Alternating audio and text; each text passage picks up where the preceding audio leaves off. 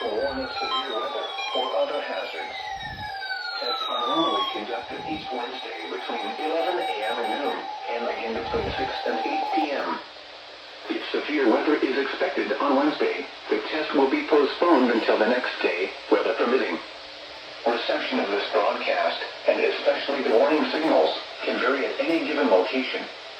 This variability, normally more noticeable at greater distances from the transmitter, can result even though you are using a good quality receiver in perfect working order. Warning alarm tones are activated on transmitters for counties where the signal is reliably received, in sufficient strength for consistent and dependable service. For station KIH63 in Daytona Beach, warning alerts will be activated for Volusia, Flagler, Putnam, Lake, Seminole, Brevard, and Orange counties.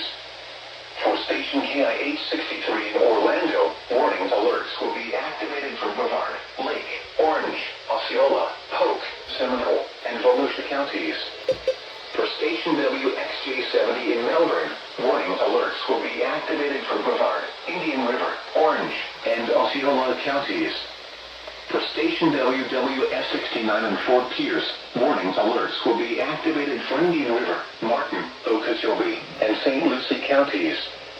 This has been a test of the NOAA Radio Public Warning System. We now return to the regular broadcast program.